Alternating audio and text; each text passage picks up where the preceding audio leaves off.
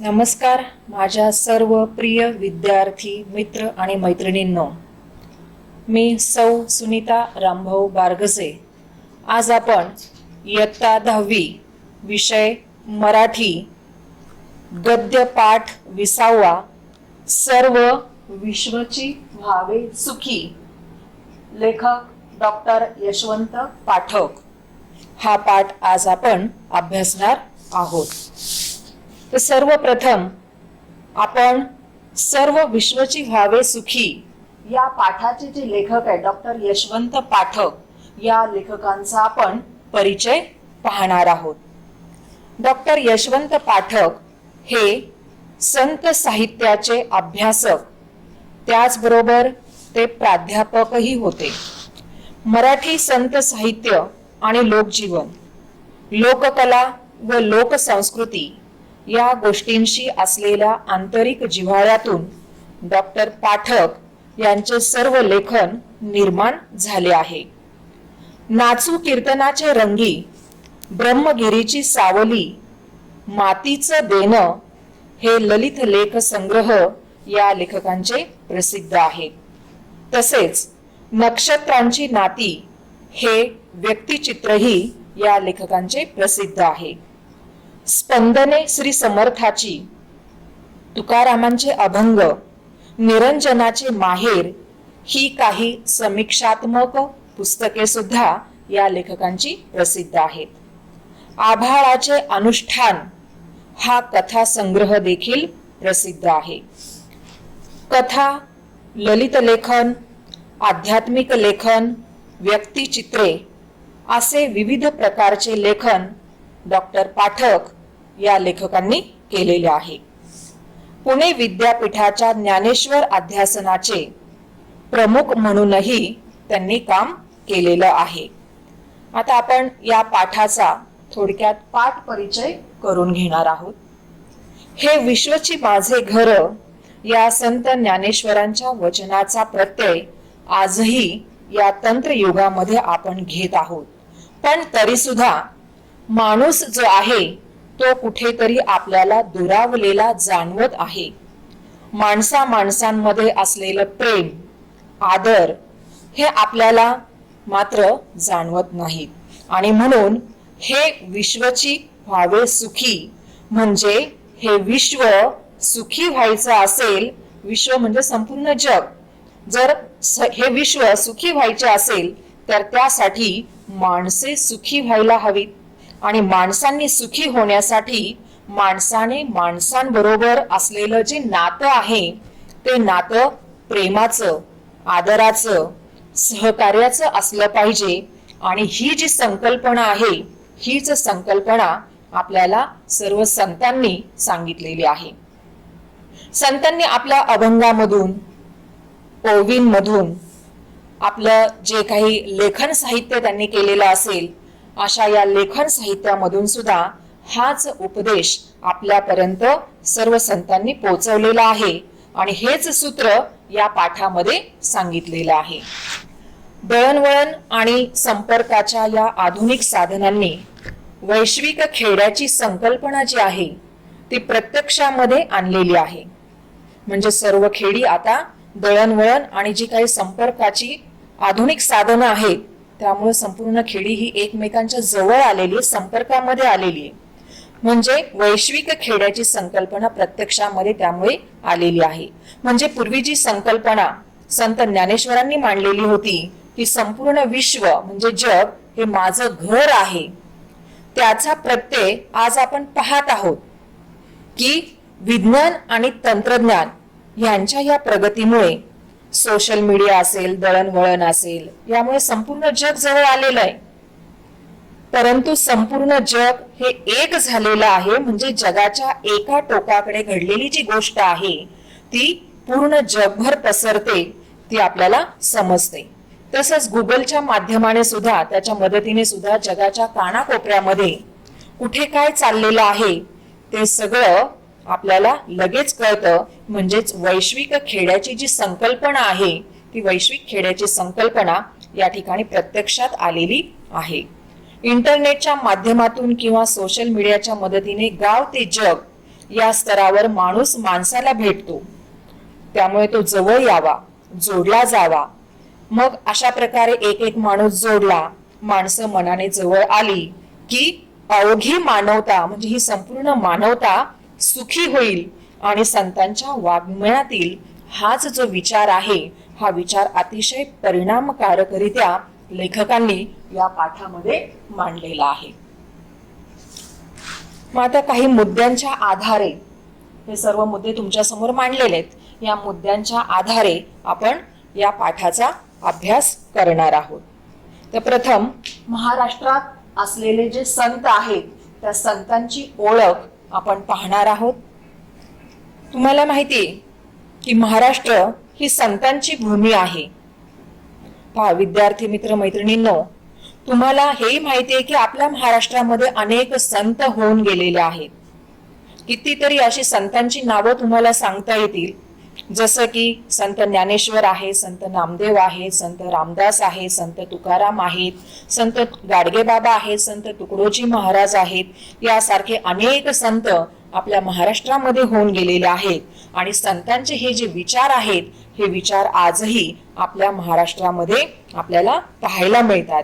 त्यामुळे आपल्या महाराष्ट्राला संतांची भूमी असं म्हटलेलं आहे. मग हे संत म्हणजे काय? तर संत म्हणजे सत्पुरुष. जगाच्या कल्याणा संतांच्या विभूती, देह कष्टवीती पर उपकारे. म्हणजे संतांची ही खरी भूमिका आहे की संतांच्या विभूती म्हणजे काय?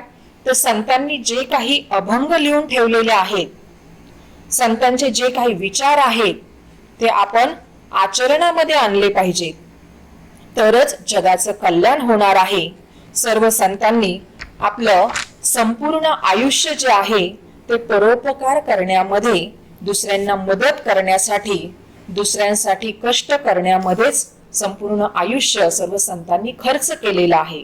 आणि आपणही हेच सूत्र जे आहे ते आचरणामध्ये आणावं, अशी या संतांची भूमिका आहे. मग संतांनी जे काही साहित्य लेखन केलेलं आहे, जे काही त्यांनी अभंग रचलेले आहेत, त्याच्यामध्ये भक्ती बरोबरच समाज प्रबोधन सुद्धा त्यांना करायचं होतं, समाज कल्याण त्याच्यातून त्यांना करायचं होतं.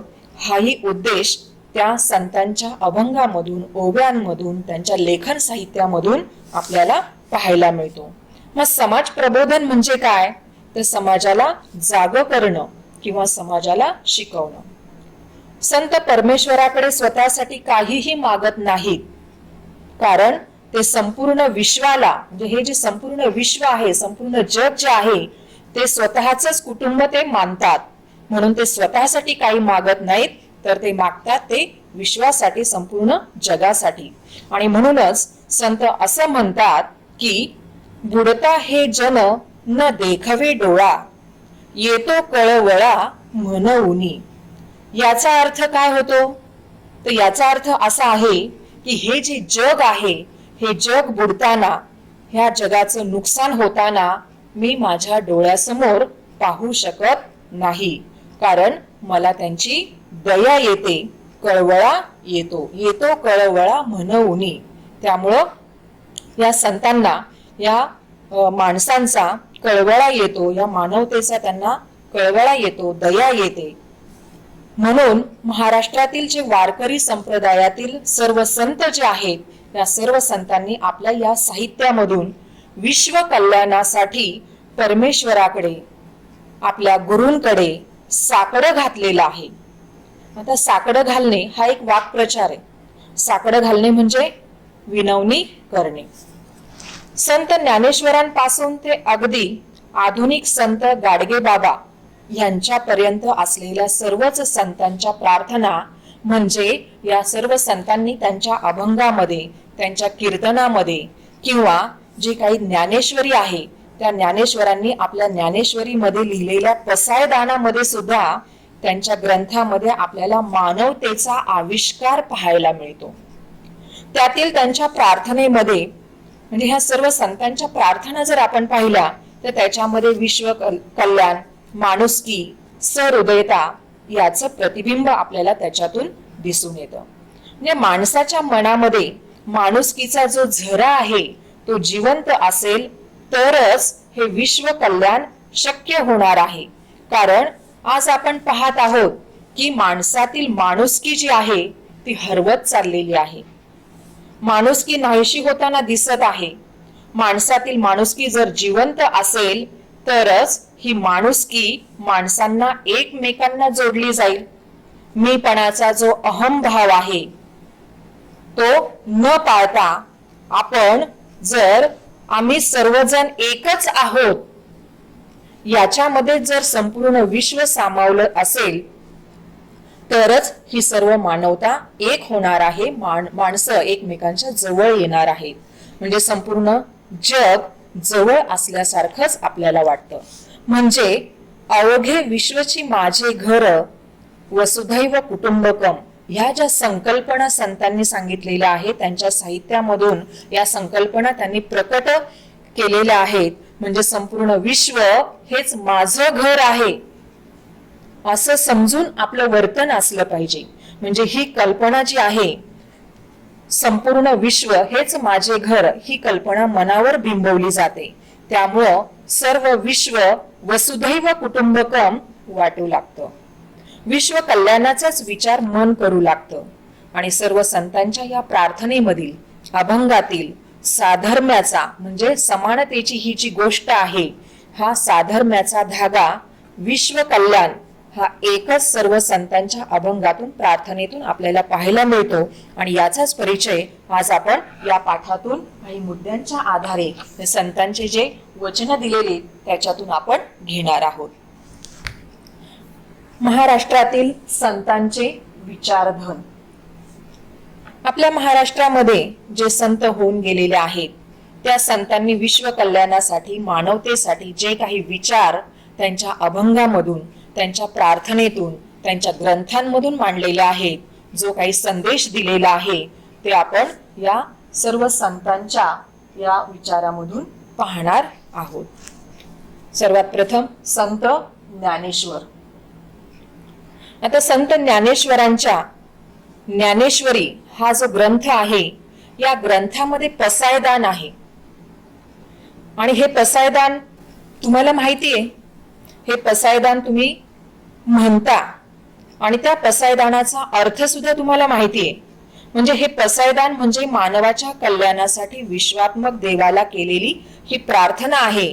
आणि या पसायदानाचा अर्थ जर आपण पाहिला तर त्याच्यामध्ये संपूर्ण विश्वाच्या कल्याणासाठी मानवाच्या कल्याणासाठी अर्थातच संपूर्ण असलेली ही जी सजीव सृष्टी आहे त्या सृष्टीसाठी केलेली ही प्रार्थना आहे. मग या पसायदानाची निर्मिती कशी झाली? निर्मिती म्हणजे निर्माण होणे. हे पसायदान कसं तयार झालं? तर संत ज्ञानेश्वर जे आहेत यांनी ज्ञानेश्वरी हा जो ग्रंथ लिहिला त्यावेळेला तो ग्रंथ पूर्ण करण्याच्या तयारीमध्ये ते होते. तेव्हा त्यांचे ज्येष्ठ बंधू जे होते संत निवृत्तीनाथ त्या ठिकाणी आले आणि संत ज्ञानेश्वरांना म्हणाले की आपण ग्रंथ पूर्ण करत आला आहात तेव्हा सगळ्यांसाठी देवाजवळ काहीतरी मागा. त्यावर संत ज्ञानेश्वर म्हणाले की मी जगासाठी देवापाशी आधीच मागितलेलं आहे, ते म्हणजे देवाने आम्हा सर्वांना चांगली बुद्धी द्यावी. तेव्हा संत निवृत्तीनाथ म्हणाले ग्रंथाचा समारोप करताना, समारोप म्हणजे ग्रंथाचा शेवट करताना प्रार्थना येणं आवश्यक आहे. तुम्ही ग्रंथाच्या सुरुवातीला या मंगलाचरणामध्ये जे काही म्हटलेलं आहे ते आता विस्ताराने सांगा, म्हणजे सविस्तर सांगा. आणि यातून अशा प्रकारे हे पसायदान निर्माण झालेलं आहे. आणि म्हणून संत ज्ञानेश्वरांनी ज्ञानेश्वरी या ग्रंथाच्या शेवटी हे पसायदान लिहिलेलं आहे.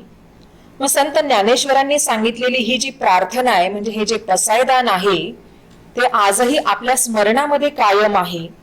त्यातील त्या पसायदानामध्ये सांगितलेले जे काही विचार आहेत ते विचार सुद्धा आपल्याला माहिती आहेत, त्याचा अर्थही माहिती आहे. म्हणजे पसायदान याचा अर्थ विनम्र मनाने परमेश्वराला हात जोडून केलेली विनंती. मग निसर्गातील ज्या ज्या गोष्टी परमेश्वराने निर्माण केलेल्या आहेत आता निसर्गामध्ये जे काही आपल्याला फुलं पाहायला मिळतात, फळं पाहायला मिळतात, वृक्ष, नद्या, निर्झर, समुद्र, सूर्य, चंद्र, तारे, हे सर्व निसर्गाने, परमेश्वराने निर्माण केलेलं आहे. आणि हे जर सर्व एकोप्याने राहत असतील तर मानवाला देखील परमेश्वराने निर्माण केलेलं आहे. मग निसर्गातील गोष्टी जर एकोप्याने राहू शकतात तर आपणही, म्हणजे आपण मानव सुद्धा गुण्या गोविंदाने का राहू शकत नाहीत? आपणही गुण्या गोविंदाने राहावे हे संत ज्ञानेश्वरांनी सांगितलेलं आहे. संत ज्ञानेश्वरांनी पसायदानामध्ये असं म्हटलेलं आहे, जे खळांची व्यंकटी सांडो, तया सत्कर्मी रती वाढो, भूता परस्परे पडो, मैत्र जीवांचे. म्हणजे संत ज्ञानेश्वरांनी ह्या ज्या पहिल्या ओवी आहेत त्याच्यामध्ये 3 गोष्टी सांगितलेल्या आहेत. तर माणसाने आपल्या मनातील असलेला जो दुष्टावा आहे तो नाहीसा करावा, त्यांना सत्कर्मांची आवड उत्पन्न होवो. असं झालं म्हणजे कोणाशीही त्यांचं शत्रुत्व राहणार नाही आणि त्यामुळं सर्वांमध्ये मैत्रीचा व्यवहार होईल. त्याच्यानंतर पसायदानामध्ये पुढे असंही म्हटलेलं आहे, दुरितांचे तिमिर जावो, विश्व स्वधर्म सूर्ये पाहो, जो जे वांछिल तो ते लावो, प्राणी जात. म्हणजे या ठिकाणी दुरित म्हणजे पाप, तिमिर म्हणजे अंधार. तर पाप रूपी अंधाराचा नाश हो आणि दुष्कर्माचा जो अंधार आहे तो नाहीसा हो. सगळ्या विश्वाने स्वधर्मरूप सूर्याच्या प्रकाशामध्ये पाहावं, मग ज्याला जे हवं ते ते मिळो. अशी विश्व कल्याणाची प्रार्थना संत ज्ञानेश्वरांनी या पसायदानामध्ये केलेली आहे. त्याच्यानंतर संत नामदेव, संत नामदेव यांनी सुद्धा विश्व कल्याणासाठी परमेश्वराकडे प्रार्थना केलेली आहे. ते एका अभंगामध्ये असं म्हणतात की, अहंकाराचा वारा न लागो राजसा, अहंकाराचा वारा न लागो राजसा, माझ्या विष्णू दासा भाविकासी. अहंकार म्हणजे मीपणाची असलेली वृत्ती. तर संत नामदेवांनी देवाला अशी विनंती केलेली आहे की, देवा मला सतत नम्र राहू दे, मला कधीही अहंकारी होऊ देऊ नकोस. माणसामध्ये उर्मटपणा जर आला तर तो कधीही यशस्वी होत नाही. तर आपल्याला आयुष्यामध्ये जर मोठं व्हायचं असेल तर त्यासाठी सर्वांनी नम्रच राहायला हवं. विनम्रता ही केव्हाही जगाला नेहमी आपलंसं करते. म्हणजे थोरांची जी चरित्र आहेत, ह्या संतांप्रमाणेच थोरांची चरित्र सुद्धा आपल्याला हेच शिकवतात.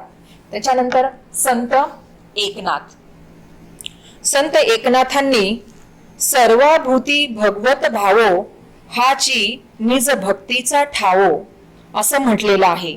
मग याचा अर्थ असा होतो की ह्या प्राणी मात्रामध्ये मैत्री असली की विश्व आनंदाने राहू शकते. मैत्री म्हणजे नुसतं देणं घेणं नाही, तर मानवी सुख दुःखांशी सहृदय मनाने समरस होणे.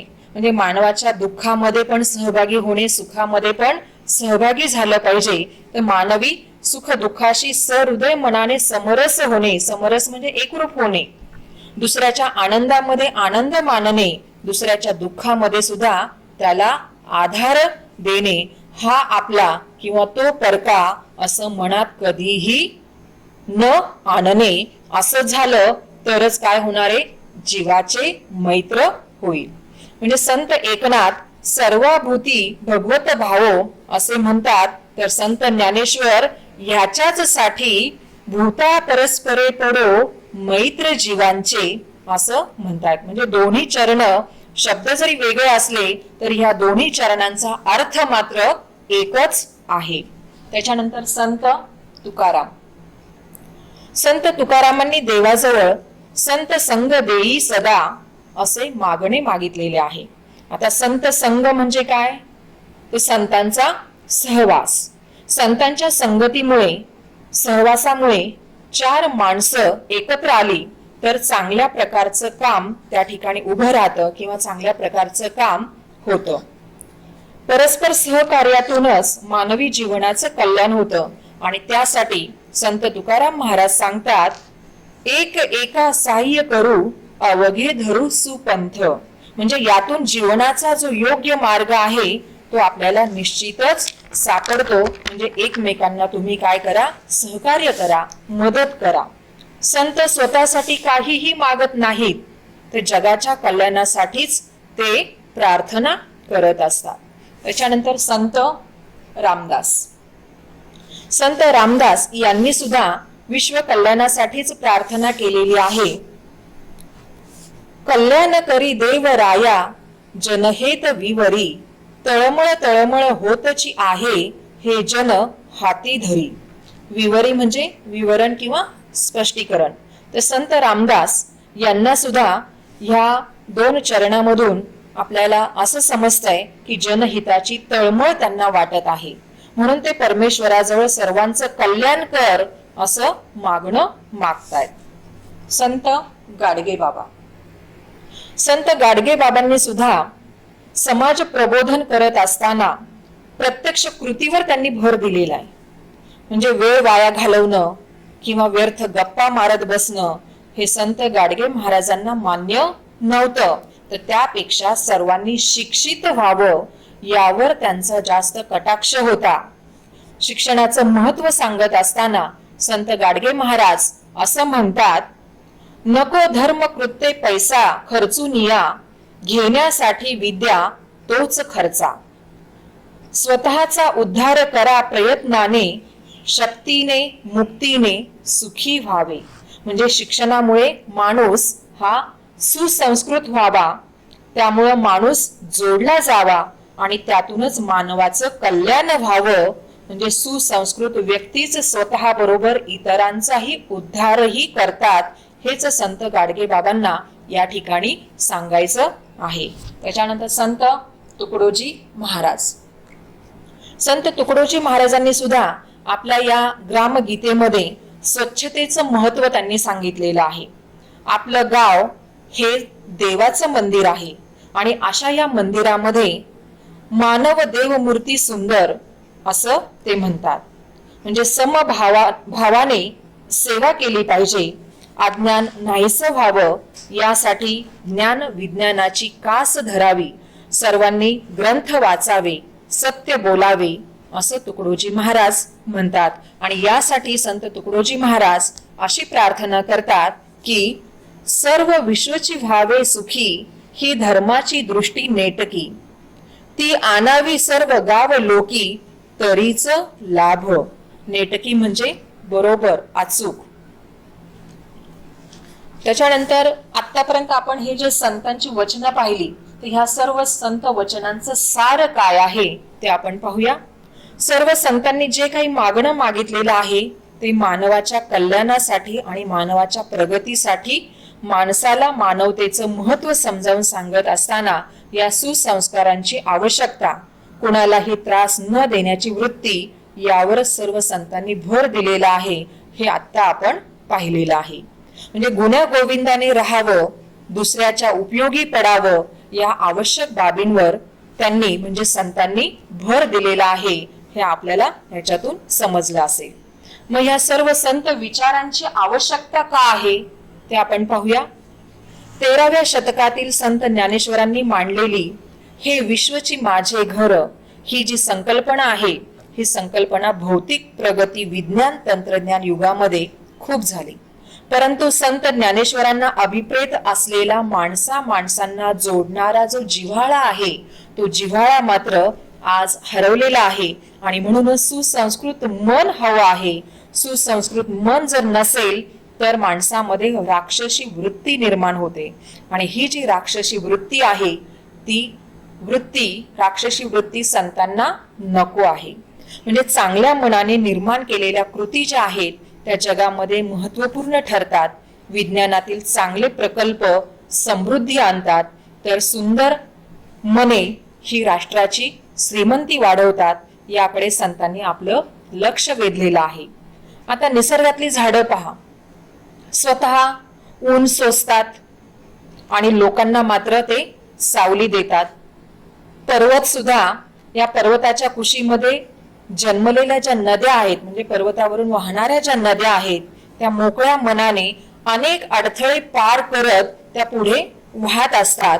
पर्वत आपल्या जागी स्थिर राहून हे सर्व आनंदाने पाहत असतात. म्हणजे या सगळ्यांना, मग झाडे असतील, नद्या असतील, पर्वत असतील, या सगळ्यांना जगण्याचं सूत्र समजलेलं आहे. मग मानवाने सुद्धा स्वतः चांगलं जगावं आणि स्वार्थापलीकडे जाऊन दुसऱ्यांचाही विचार करावा. कोणत्याही कामामध्ये मन आनंदी ठेवून काम करावे, इतरांना सुखी करण्याचा प्रयत्न करत राहावा. हे जगण्याचं खरं सूत्र आहे. असं झालं तरच सुंदर समाज नक्कीच निर्माण होईल, समाज सुखी होईल. हेच संतांच्या प्रार्थनामधील महत्वाचं सूत्र या ठिकाणी सांगितलेलं आहे. पहा विद्यार्थी मित्रांनो, या पाठामध्ये सांगितल्याप्रमाणे सर्व विश्वची व्हावे सुखी असं तुम्ही सुद्धा म्हणत राहा आणि इतरांचा तुम्ही सुद्धा विचार करत राहा, की जेणेकरून एक सुंदर असा समाज बनण्यामध्ये तुमचा सुद्धा थोडाफार हातभार लागेल. विद्यार्थी मित्र मैत्रिणींनो, तुम्हाला तुमच्या पुढील आयुष्यातील प्रगतीसाठी खूप खूप शुभेच्छा. धन्यवाद.